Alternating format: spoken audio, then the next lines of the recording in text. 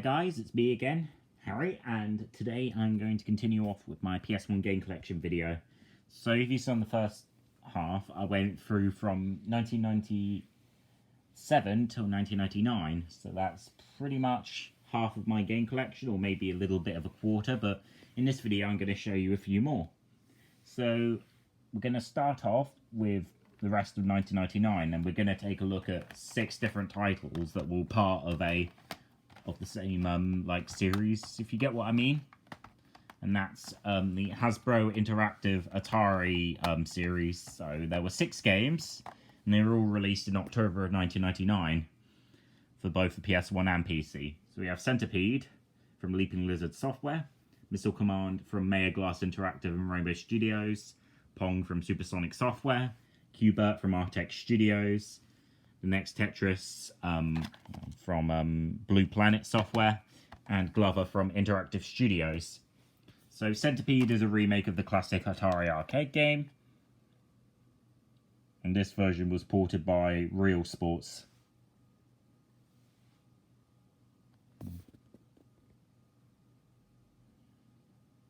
Okay, so my copy doesn't have a front cover, and you can see there's a bit of gunk there.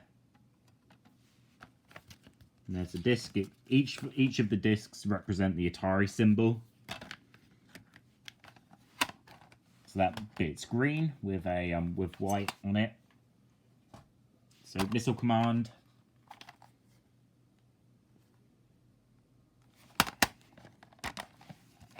And sometimes the covers come off. This is shiny with a blue Atari symbol.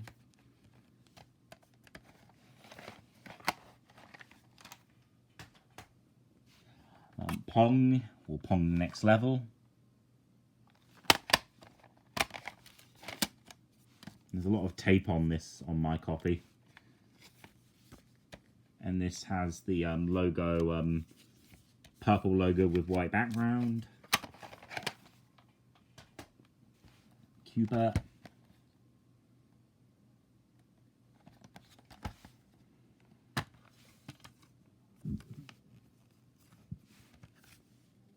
Silver reflective background with pink logo. Next, Tetris. The best new puzzle game of all time. Yeah, right, because Tetris has been around for years. Yeah, this one was re-released in 2001 by Infogrames, but that version has a different logo, because it has a smaller Atari logo on it. Pong was re-released as well as part of the Best of Infogrames line.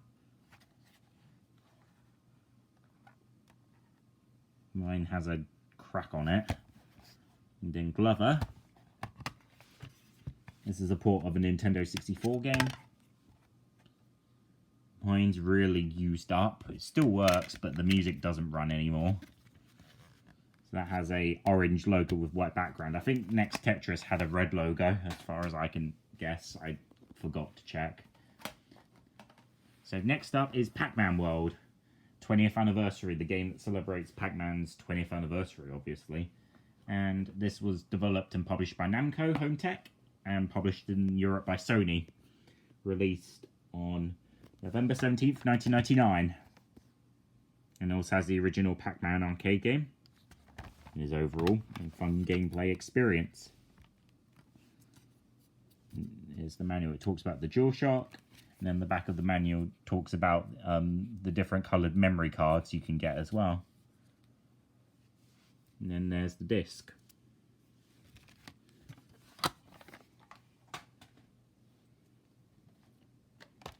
Next up is Lego Racers, the first of the 3 Lego games released on the PS1. And this was released by Lego Media and developed by High Voltage Software, and released on November 19th, 1999. So this is the port of a PC version. It's not a great port. Like, it definitely shows why the PC version is the superior version. Even the Nintendo 64 version is better. But yeah, nothing much to say about that one. Le Mans 24 Hours, a game I recently got, developed by Intoon Tech and published by Infogrames in 1999. Yeah, mine has a little crack on it, but I don't think it's really that major. Yeah, this was, I think, the last game in the deal that Intoon Tech had with Infogrames. The other games that were released as part of the deal were C23 Racing, I think it's called, and Motor Mash. And then the disc has the game's name in different languages. So you have the original French, 24 hours de Mans, and then the English one, and then German, Spanish, and I think Italian, I could guess. Le Mans 24 Hours, did 24 Stunden von Le Mans, 24 Hours de Le Mans, and Le 24 Hours de Le Mans. Of course, once again, butchering those languages. Sorry about that. So this is a completely different game from the later Dreamcast version that was from Melbourne House. And its PS2 port as well. Next up is Lego Rock Raiders. Oh, forgot that game was released on November 26th, 1999. So yeah, Lego Rock Raiders. This is developed by Data Design Interactive and published by Lego Media on December the 17th, 1999. So yeah, both this and the US version are actually completely different. So, sorry about that. So the US version's a bit more buggy, but this one's a bit more complete, but it lacks levels, I think. Yeah, normally these come with posters, but my copy of Lego Rock Raiders doesn't come with a poster. And there we are, there's the disc. Nothing much to say about this. It exists. And now we're on to 2000. So we're going to start off with 4x4 World Trophy, released, developed and published by Infogrames North America, aka Accolade. So this version, the UK version, was released on April 15th, 2000. It's test drive off-road free, but over here, as I said, it's 4x4 World Trophy, because Infogrames Europe did not have the license to use the test drive name for some reason. So that's why the UK release of Test Drive 6 was published by Cryo rather than Infogrames, because of licensing issues. So this version is actually a 2003 re-release as part of the Best of Infogrames line. The original release with its original cover is impossible to find in the UK. I'm not sure if it was even released at all in the UK until this reissue came by. So it's got a generic Best of Infogrames disc on it. The manual uses the original cover. It still says 2000 on it, and it's still got the original product number on it, despite this being a reissue. Next up is ATV Power Racing, developed by Climax and published by Acclaim, released on August 30th, 2000. So it's one of two games in the ATV Power Racing series. It's alright, I guess. The sequel is better though. And then there's the disc. It's got basically the cover art, so there's nothing much to say about it. And the case is a little bit broken. Next up is RC Revenge, also published by Acclaim and developed by Acclaim Studios Cheltenham. And this was released on September the 15th, 2000. It's a sequel to Revolt, although it doesn't have much connection to Revolt, other than the fact it has RC cars in it. It's more like a kart racer than Revolt is, although Revolt was still a kart racer, but this one functions more like Mario Kart than Revolt was, so like it still has the realistic functions of that game. It's more, as I said, less a kart racer, so the cars don't flip as much. And it also has an ad for Vanishing Point. Oh, I forgot to show you the back of the manual of Power Racing.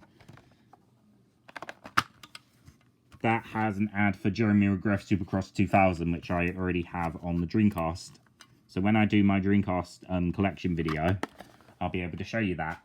Anyways, the disc is, once again, got the cover art on it. It seems like that this is a very common thing where they always add the cover art to the packaging on the disc.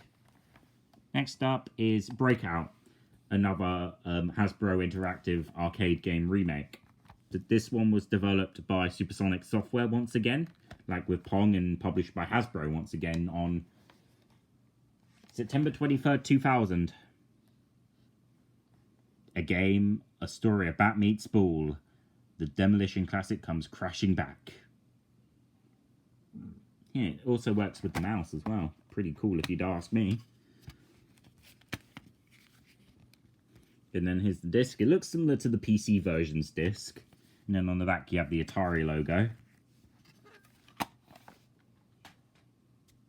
Then next up is Frogger 2 Swampy's Revenge, released on October the 20th, 2000. Developed by Blitz Games and published by Hasbro Interactive.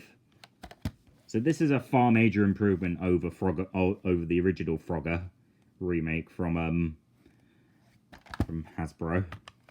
This one functions more like a platformer, if you get what I mean. It's like it still plays like Frogger, but it just functions more like a platforming game. So the manual actually has the same format as the Atari games, but yeah, and the disc is very similar as well. It's the same disc that the PC version uses, but this version is not as good as the PC version. It runs pretty slowly, but that's probably because it's a PS1 game, so it wouldn't be able to have the same horsepower as that version would. Next up is Incredible Crisis, developed by Polygon Magic and published by Titus on November the 24th, 2000. This is a weird game. This is a really weird one indeed. Originally published in 1999 by Tokuyama Shoten, and this is, well, basically what a fan of Japanese would really enjoy. It's obscure indeed. And it's also pretty difficult. Thought I'd add on that. Next up, Mary-Kate and Ashley Magical Mystery Mole. Dance Moves by America's #1 music video choreographer. A scene on Nickelodeon. So yeah, published by Acclaim and developed by N-Space. Yeah, a cash-in on Mary-Kate and Ashley's popularity. Good old Acclaim. Trying to be like everyone else, trying to cash in on these two. So the disc has just pictures of the girls on it. There's nothing much to say at all. This game's terrible. Next up is Freestyle Motocross, McGrath vs. Pastrana. Yeah, this is another Acclaim title. It's developed by Z-Axis, who developed Dave Mirra Freestyle BMX, which I already have on the Dreamcast. And it's basically a cross between Supercross 2000 and Supercross 98, if you get what I mean. It sort of is part of the series, but it isn't. And there's an ad for Freestyle BMX anyway. Yellow disc, and it has the similar artwork, but it's not the same. This was released on December the 8th, 2000. Now we're on to 2001. So on March the 1st, 2001, we got Mary-Kate and Ashley Winner's Circle for the PS1. And I think it was also released on the PC as well, or Game Boy Color. I think it was Game Boy Color. So yeah, developed by Tantalus and published by Acclaim. So this is a horse racing simulator where you raise a horse and you train it. Because the girls love horses in reality, so they decided to make a cash-in horse game. And there's an ad for Magical Mystery Mole on the back. And then there's basically the same artwork as the cover art again. No surprise. Oh, hang on a second. Just seeing if I've checked what the advert on the manual has. Oh, there's no ad on the back of that one. No wonder why I forgot to check. Sorry, I do keep forgetting sometimes. But yeah, there's no ad on that one, which is weird for Acclaim standards, because as I said, they normally add in ads for other games on the back of them. Next up is Lego Island 2, The Brickster's Revenge, the third and last Lego game on the PlayStation, released on March the 1st, 2001. So this is a port of the PC version, although it does remove a certain number of things. Like it removes that stupid fishing minigame. Although I've not been able to beat this one after the jousting game, because the jousting game is really difficult on this one. Because on the PC version, I managed to complete it on my first try, but on this one, I've not managed to complete it. The controls are just not that brilliant at all. Oh, here's the back if you wanted to see. Constructopedia. Lame plot excuse. Next up is Egypt 2, The California's Prophecy. Developed and published by Cryo on May 15th, 2001. Yep, another Cryo adventure game in conjunction with the Réunion de Messenie Nationaux with the Omni 3D game engine. Yeah, they always use the same game engine for their adventure games. And then there's the disc, which has Egyptair2.com on the bottom, which is, of course, common because Cryo is a French company, or was a French company before they went bankrupt. Next up is Inspector Gadget, Gadget's Crazy Maze, developed by Vision Media and published by Ubisoft and Light and Shadow Production. And it was released on June 8th, 2001. So this is a puzzle game that has very little to do with Inspector Gadget. Like, you could remove the character and the game would still make sense. Just having a look at something. Hang on a sec. Yeah, it has the older Deke logo on it. So this came out after Deke was sold off, but it was still released when Deke was it was still released when Deke was part of Disney. Well, announced, but yeah, you get what I mean. Next up is Dave Mirra Freestyle BMX Maximum Remix, which is an enhanced version of Freestyle BMX 1. Developed by Z-Axis, published by Acclaim, and released on June 30th, 2001. So this is basically an enhanced version of the game, but it also includes a CD that has the game's soundtrack on it that you can listen to at any time. So yeah, pretty cool deal if you'd ask me. That you get a free CD with it as well. Next up is Junior Sports Football, which is a PS1 port of Backyard Soccer or Backyard Football in the UK. This was developed by Runecraft. Well, Humongous developed the original game and published by Infogrames and released on September 23rd, 2001. It comes with a poster, but I've already got it on my wall, so I don't need to show you it. And this was one of the two games that was ported by Runecraft for the PS1 that are based on Humongous titles. The other one is Pajama Sam Free, what you are, what you eat from your head to your feet. And it's advertised on the back. Pajama Sam, you are what you eat from your head to your feet. Yeah, they just thought about advertise. That's like common with Humongous games because they always advertise other games from Humongous. So that's kind of funny if you'd ask me. So this is based on this port is based on the Major League Soccer edition, but doesn't have any licensing. Even the US version doesn't have any either. Next up is Mary-Kate and Ashley Crush Course. Developed by Z-Axis and published by Acclaim once again. Released on October 31st, 2001. Yeah, Junior Sports came out on September 23rd, 2001. Help them find their secret admirers. Play again to find the crush of your dreams. Who could it be? Yeah, right, this is so bad. This looks so bad. Yeah, the third game in the Mary-Kate and Ashley game series. Yeah. That's all I need to say. These are embarrassing. Next up is the Powerpuff Girls Chemical Extraction. Developed by Asylum Entertainment and published by Viz Entertainment and published by BAM Entertainment. Say that 10 times fast. And released on November 29th, 2001. So this is I think this was BAM's first PS1 title. Or something like that, I don't know. and it's distributed in all of Europe except UK by Ubisoft. So basically BAM distributed the title in the UK, if you get what I mean. Next up is Goofy's Funhouse, developed by the Code Monkeys and published by New Kid Co and Ubisoft. Well, Ubisoft in the UK. And this was released on December 7th, 2001. So weirdly enough, it has a copyright to Ubisoft, even though they had nothing to do with it other than publishing it.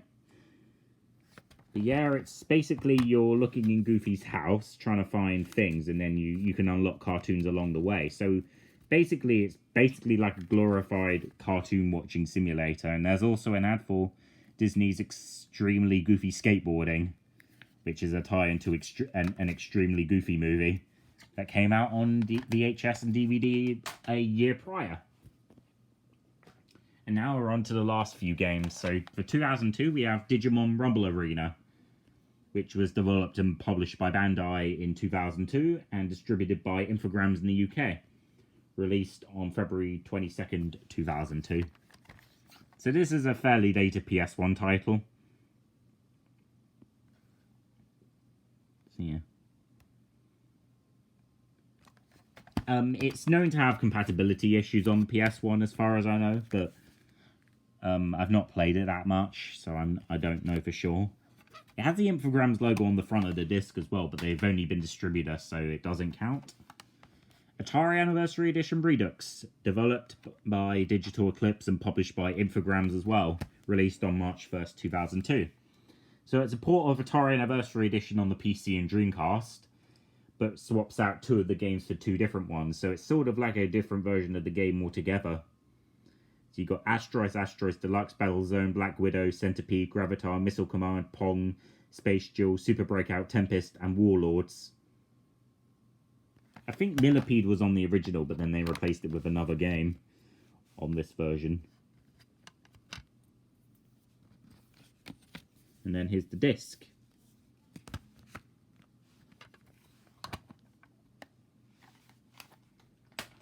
Next up is Dexters Laboratory Mandark's Lab. So yeah, this is developed by Bread Lemon Games and published by BAM Entertainment. So this is another Cartoon Network licensed game based on Dexter's Laboratory. It's the only console one that was released. It was meant to be a PS2 game that got cancelled. Released on May the 4th, 2002. May the 4th be with you. There you go. There's the disc. So this version appears to be a UK one because it doesn't have any mention of Ubisoft on the packaging. Of the disc, I mean. Now we're on to my only game from 2003, and that's Beyblade Let It Rip. Developed by I have no idea, and published by Atari. So this was released right after Infogrames rebranded as Atari, so it has the logo on the bottom. And it was originally published in the US by Crave Entertainment. This was released on August 23rd, 2003, so it's a pretty late title. It still has an Infogrames thing on there, and it also has an ad for Beyblade magazine. And then there's the disc. It has a sort of weirdo looking Atari logo on there.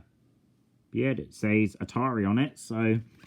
And no mention of Infogrames, so yep, it is an Atari title. You see that? Atari UK Limited. Atari Nordic. Sweden. And then the last game I have is one I also recently obtained. The Driver 1 and 2 double pack that came out to coincide with Driver 3's release in 2004. So this is actually one of the last PS1 titles released. A bit, it's just a re-release. So it comes with the original Driver and Driver 2. And it's also meant to come with a limited edition DVD of that contains footage from Driver 3, but my copy does not contain it. And I've also repackaged it because the original case it came in was broken. So basically it comes in a 5-disc thing I've added in. So when you flip it around, you get another disc holder. So you get the original Driver. So the disc of this one is actually different from the original release. So it basically has artwork from Driver 2 on there. It still says Infogrames on the bottom, but it was released after the rebranding. And the manuals also have Atari branding as well. And then when you flip it around, you have driver 1 and 2.